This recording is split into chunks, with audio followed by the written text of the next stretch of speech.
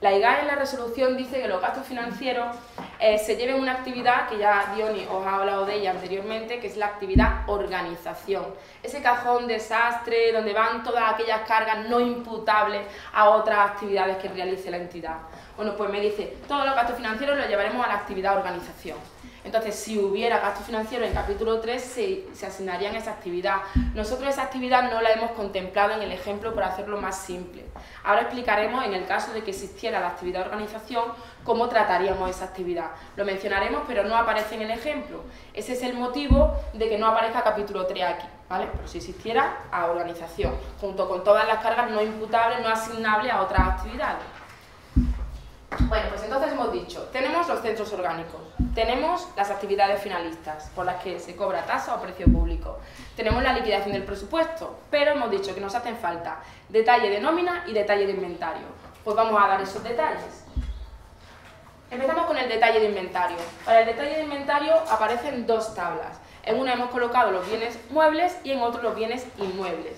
Como bienes muebles tenemos también todo muy resumido, muy simplificado, en un inventario de tres elementos y poco más. Hemos puesto mobiliario, hemos puesto equipo informático y hemos puesto vehículos, nada más. Para los tres elementos que os menciono aparece el valor amortizable, el precio de adquisición menos valor residual, luego tenemos el número de años de vida útil en el que lo vamos a amortizar y la cuota de amortización, ¿vale? La cuota de amortización anual de cada uno de esos elementos. Con los dos primeros hay un problema. Normalmente si yo tengo un inventario en condiciones, si yo llevo un inventario adecuado, lo habitual es que tanto el mobiliario como los equipos informáticos yo tenga la información de dónde están ubicados. Yo sé que esta mesa está en esta sala, sé que hay un perchero en la entrada, sé que hay un ordenador, ¿vale?, que se utiliza en tal dependencia, lo normal, ¿eh? Entonces si yo tuviera la ubicación del mobiliario y la ubicación de los equipos informáticos, cuando traslade la amortización de esos elementos a los costes, pues se puede hacer de forma directa a los centros. Si yo sé que la mesa está aquí y esto es un centro de coste, pues la amortización de la mesa va a este centro de coste. Si yo sé que el equipo informático lo utiliza el área de comercio, pues la amortización del equipo informático voy a llevarla al área de comercio directamente. Aquí, al poner que no existe información, ¿qué vamos a tener que hacer? Usar criterios de reparto. Para las amortizaciones de mobiliario y de equipos informáticos no nos quedará más remedio que repartir ese coste usando algún criterio de reparto, puesto que no disponemos de la información para hacerlo de forma directa. Pero siempre que sea posible hay que hacerlo de forma directa. Solo cuando no dispongamos de información utilizaremos criterios de reparto. En cuanto a los vehículos, esto es otra historia. Los vehículos sí disponemos de información, son solamente dos, un vehículo para obra y servicio y un camión para obra y servicio. Los dos están ubicados en el área de medio ambiente y se utilizan para actividades del área de medio ambiente. Con lo cual, la asignación de este coste a nosotros no nos va a suponer demasiado problema porque sabemos la ubicación exacta que tienen, con lo cual el coste va a ir de forma directa al área de medio ambiente, no va a haber problema, ¿vale? En la siguiente tabla aparecen los bienes inmuebles, ¿vale? Los edificios amortizables que tiene el ayuntamiento.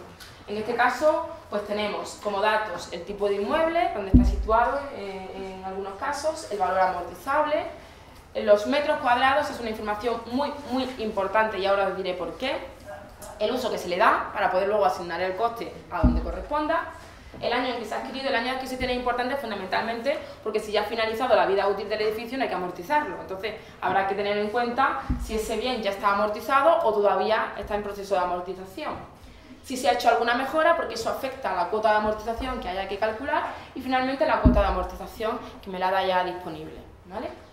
Bueno, pues fijaros, tenemos una casa consistorial, lo que es el edificio del ayuntamiento, que se utiliza para el pleno, para la alcaldía y para dependencias comunes a todo el ayuntamiento. Aquí estarían lo que hemos llamado los servicios centrales del ayuntamiento. Luego tenemos un mercado, el mercado de abastos, tenemos un centro de servicios sociales donde aparece el área de bienestar social, tenemos la residencia y la guardería que también forman parte del área de bienestar social. Tenemos un inmueble, que esto es bastante habitual, un inmueble que comparten varias áreas, varias dependencias. En concreto, en este hemos puesto que de los 640 metros cuadrados que tiene una parte medio ambiente, 360 metros, otra parte lo tiene urbanismo, 200 metros, y una pequeña parte de 80 metros lo tiene el servicio de limpieza. Bueno, pues tres centros distintos que comparten un mismo inmueble. Lógicamente, cuando yo vaya a repartir la amortización de este inmueble, tendré que repartirlo entre esos tres centros. Luego tenemos el aparcamiento público, el cementerio y la piscina. ¿Por qué digo que son importantes los metros cuadrados? Porque los metros cuadrados nos servirán también como criterios de reparto en algunas ocasiones. Habrá veces que yo tenga que asignar un elemento de coste a los centros y no tenga ninguna forma objetiva de hacerlo. Pues en ese caso podría, si fuera lógico y hubiera una relación causal, podría utilizar los metros cuadrados para repartir los costes entre todos los centros. ¿En función de qué? Del número de metros que ocupe cada centro. El centro que más metros cuadrados tenga llevará más costes y el que menos metros cuadrados tenga, pues menos costes. Así podríamos utilizarlo como criterio de distribución. Desgraciadamente, pues también hay veces que no es posible disponer de esta información, porque bueno, pues tenemos tantísimos edificios en algún ayuntamiento y están tan desperdigados que a veces es complicado conocer los metros cuadrados y conocer a qué están destinados cada uno de los metros cuadrados. Pero si se pusiera esta información sería lo ideal. Ya tenemos el detalle del capítulo 6, vámonos al detalle del capítulo 1. El detalle del capítulo 1 serían los costes de personal. Si nos vamos a recursos humanos, nosotros lo hemos puesto aquí muy simplificado. Lógicamente, la información que viene de recursos humanos es amplísima para cada persona. Sabemos el salario base, todos los complementos que cobra, si hay productividades, si hay gratificaciones, absolutamente todo el detalle de persona a persona. Nosotros lo que hemos hecho es, para simplificar esto, hemos agrupado por categoría laboral y en función de si son funcionarios o laborales, porque el salario también va a ser diferente. Entonces hemos puesto estas categorías laborales, que son muy poquitas, pero nos sirven para manejar los datos del ejemplo. Tenemos si son funcionarios laborales, porque he dicho que de eso dependerá el más o menos salario o los complementos que cobren.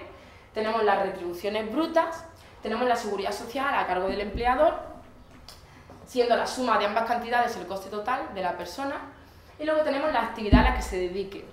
Esto no es demasiado habitual. Lo habitual es que nómina, cuando me dé la información, no me dé la actividad a la que se dedican las personas. Me va a dar el centro donde están ubicadas. Es muy raro que de nómina se pueda saber, oye, yo sé que esta persona trabaja en bienestar social, pero yo no sé si trabaja en la guardería, en la residencia, dependiendo también del detalle de centros que tenga nómina. Hay veces que el programa de nómina trabaja con unos centros muy específicos, muy detallados y nos puede dar información e incluso podemos llegar a la actividad. Y otras veces que si los centros están muy agrupados es que es imposible. Si a mí me dicen que trabaja en el área de bienestar social y en el área de bienestar social se hacen 50 actividades, lo que sea que le dedica el tiempo, sea el centro, pero a la actividad no. Aquí, pues ya os digo, como es todo muy simple, pues sí hemos puesto la actividad para no complicarnos la vida. Entonces tenemos el alcalde, que es lo que hace la actividad de alcaldía, que estaría dentro de los servicios centrales.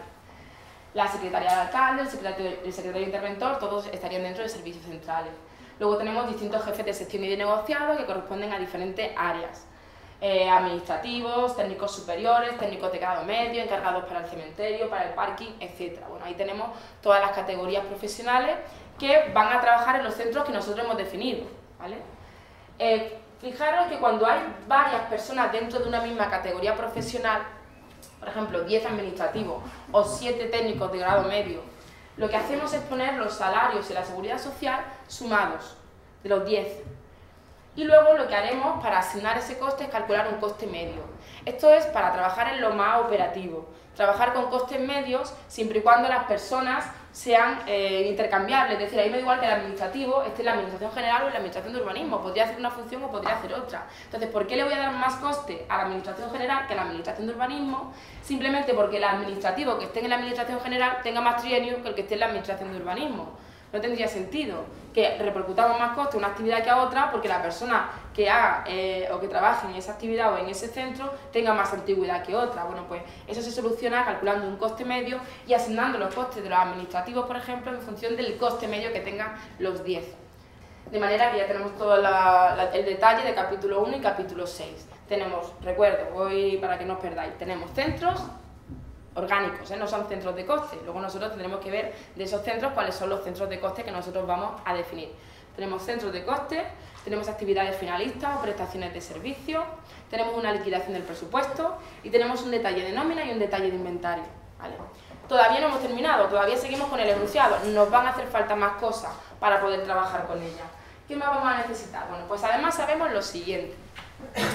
Primero me habla de los vehículos. Para poder repartir el coste de la amortización de los vehículos, sabemos que están en medio ambiente los dos, pero dentro de medio ambiente hay distintas actividades. a qué actividad se han dedicado esos vehículos.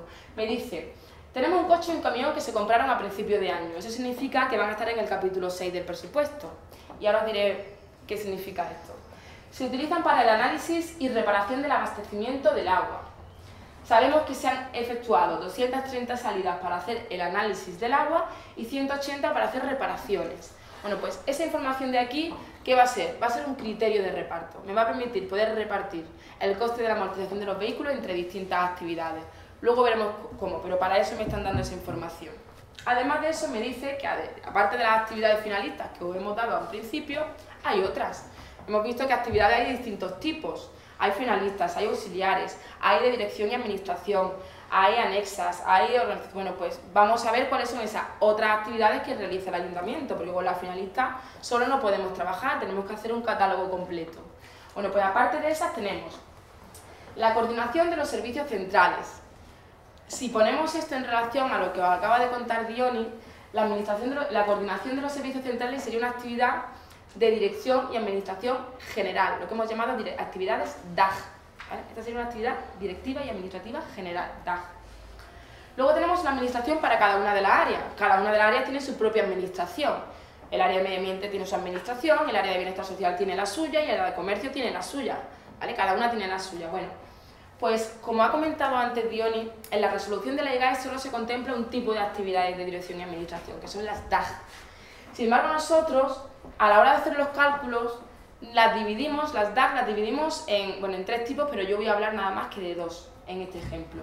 La hemos dividido en dos clases. ¿Por qué? ¿Por qué la división? Si la IGAE solo habla de uno. Pues fácil, porque esto me va a permitir calcular los costes de las actividades de forma estratificada y conseguir un escalón más en el coste de las actividades. Yo calcularé un coste operativo, subiré un escalón y calcularé un coste funcional, subiré un escalón y calcularé un coste principal y subiré un escalón y calcularé un coste total. Mientras que si solo contemplo las actividades DAG y no las diferencio, perdería uno de esos escalones. Al final voy a llegar a lo que quiere la IGAE, que es a calcular el coste total de la actividad, pero nosotros le hemos metido un escalón en medio para que el gestor tenga más información y pueda facilitar la toma de decisiones en el caso de que lo necesite. Entonces, lo que os decía, las actividades DAG, que la IGAE en la resolución llama DAG, nosotros le hemos diferenciado en dos tipos, las DAG propiamente dichas y las DAF terminado en F. Una termina en G y la otra termina en F. Las DAG son de dirección y administración general y ahí hemos incluido todas las actividades de administración general de toda la organización, lo que ya hemos llamado servicios centrales, la contabilidad, la intervención, los recursos humanos, todo eso son actividades de dirección y administración general de la organización, del ayuntamiento. Y luego las otras, las DAF, terminado en F, son de dirección y administración funcional. Y esas están relacionadas con la administración del funcionamiento de cada uno de los servicios. Si hay un área de medio ambiente, es una administración relacionada con el funcionamiento de las actividades que se hacen en medio ambiente. Si hay una administración en bienestar social, sería una actividad DAF, porque es relacionada con el funcionamiento del área de medio ambiente. Entonces tenemos las generales para toda la organización y las funcionales para cada una de las áreas concretas. De manera que tendríamos ya una actividad DAG y varias actividades DAF. A continuación, todas las que vienen detrás, excepto las dos primeras que son de dirección y administración, todas las demás serían auxiliares. Es decir, lo que hacen son realizar tareas de apoyo para actividades finalistas, para las actividades finalistas que hemos visto antes. Por ejemplo, las dos primeras, el análisis del agua y la reparación de las instalaciones de abastecimiento de agua. Estas dos actividades no están destinadas directamente a prestar un servicio al ciudadano. Lo que hacen es servir de apoyo a la actividad abastecimiento de agua. Y es la actividad abastecimiento de agua la que al final recibe el ciudadano. Por eso decimos que son tareas de apoyo de otras actividades finalistas. Entonces serían auxiliares del abastecimiento de agua. La vigilancia del parking le pasa lo mismo. La actividad finalista es el parking. Si yo tengo que vigilar el parking, estoy apoyando la actividad finalista del parking. Sería un auxiliar del aparcamiento público. Con el cementerio lo mismo, la vigilancia del cementerio sería una actividad auxiliar de la actividad finalista cementerio. Y la limpieza de todas las instalaciones sería auxiliar de todas las actividades, porque todas las instalaciones necesitan limpieza y las instalaciones donde se realiza esa limpieza es donde se ejecutan las actividades a las que nosotros vamos a tener que repartir ese coste, ¿vale? Entonces, son auxiliares, algunas son directamente atribuibles a una actividad final, porque se puede relacionar directamente con una única actividad final, y otras como la limpieza habrá que repartirla entre todas las actividades que realice el ayuntamiento que no sean auxiliares. Ahora vamos a ver cómo, ahora vamos a ver todas esas relaciones, cómo las podemos definir. Aparte de eso, sabemos que la maquinaria que tenemos en capítulo 2, un alquiler de maquinaria, esa ha sido para análisis de agua, así que vamos a poder relacionar ese coste directamente con la actividad auxiliar análisis de agua. Y por último, según una encuesta de dedicación de los tiempos de los empleados, la actividad administrativa se distribuye de la siguiente manera, en las distintas áreas. La administración de medio ambiente, recordad, en medio ambiente se hacían dos finalistas, el suministro de agua y el cementerio. Pues en medio ambiente, la administración, la actividad DAF, en medio ambiente, la administración de medio ambiente, se puede asignar un 80% al suministro de agua y un 20% al cementerio. ¿Cómo se llegan a esos porcentajes? Pues aquí hemos puesto que es según una encuesta. Una encuesta que se ha hecho a los gestores y son los gestores los que bajo su propia experiencia han determinado cuáles son los porcentajes. Luego tenemos que en bienestar social el reparto se haría de las dos finalistas que hay dentro, un 70% de la administración de bienestar social iría a la residencia y un 30% a la guardería. En urbanismo, que también hay dos finalistas, un 95% a licencia y un 5% a parking. Y hay dos centros que también realizan actividades finalistas y que no aparecen aquí, que es deporte y comercio. Estaban al principio y de repente aquí ya no están. ¿Por qué no están? Fácil. Porque deporte solo realiza una actividad finalista, que es la piscina, luego no necesito criterio de reparto. La administración del deporte corresponde 100% a la piscina, que es la única actividad finalista que tiene. Entonces, si solo hay una actividad finalista, no hay que establecer ningún porcentaje, la relación es directa. Y en comercio pasa lo mismo, solo hace una actividad finalista, el mercado de abastos. Entonces, la relación es directa 100%, por eso no aparecen los porcentajes ahí. El motivo de poner estos porcentajes aquí es porque, como habéis visto antes con Diony, la IGAE admite dice, primero, si se puede distribuir de forma directa o utilizando un criterio que guarde una relación directa entre el coste y lo que quiero repartir, fenomenal. Si no existe esa posibilidad, hay tres opciones, me da tres opciones abiertas. Utiliza, primero, porcentajes de reparto que fijen los propios gestores.